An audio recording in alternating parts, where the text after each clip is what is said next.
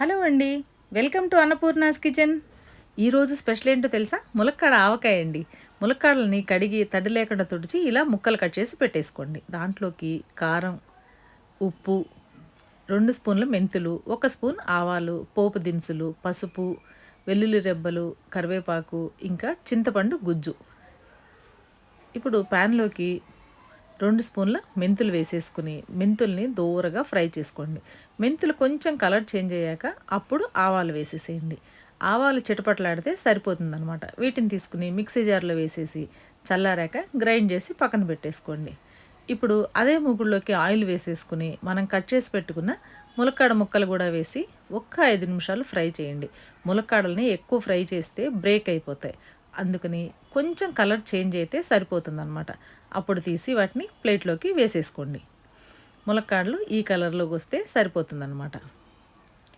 ములక్కాడలన్నీ తీసేసాక అదే నూనెలోకి పోపు వేసేసుకోండి. పోపుని దోరగా వేగనివ్వండి. పోపు కొంచెం చిటపటలాడుతున్నప్పుడు మరి కాస్త ఇంగువ వేయండి. ఇంగువ ఫ్లేవరే భలే రుచి వస్తుందన్నమాట పచ్చడికి. వెల్లుల్లిపాయలు కూడా ఇలా కచ్చాపచ్చాగా దంచి వేసుకోండి. ఇలా వేస్తే ములక్కాడ లోపల దాకా వెల్లుల్లి ఫ్లేవర్ వెళ్ళి ములక్కాడ తింటున్నప్పుడు మంచి రుచి వస్తుంది. ఇప్పుడు కరివేపాకు, వెల్లుల్లిపాయలు, ఇంకా కొంచెం పసుపు, చింతపండు గుజ్జు కూడా వేసేసుకుని 2 నిమిషాలు ఉడకనిచ్చేసేయండి.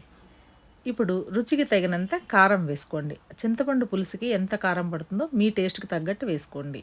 మెంతిపిండి కూడా వేసేసి 2 నిమిషాలు చింతపండు గుజ్జుతో కలిపి ఉడకనిచ్చేయండి. ఇప్పుడు రుచికి తగినంత ఉప్పు వేసేసుకుని మనం వేయించి పక్కన పెట్టుకున్న ములక్కాడలు కూడా ఈ గ్రేవీలోకి వేసేసుకుని ములక్కాడలకి ఉప్పు కారం అన్నీ పట్టేలాగా చక్కగా కలిపేసి ఒక్క 5 నిమిషాలు ఉడికాక స్టవ్ ఆఫ్ చేసేయండి. 1 అవర్ వదిలేసామనుకోండి, ఇలా ఆయిల్ అంతా పైకి తేలుతుంది.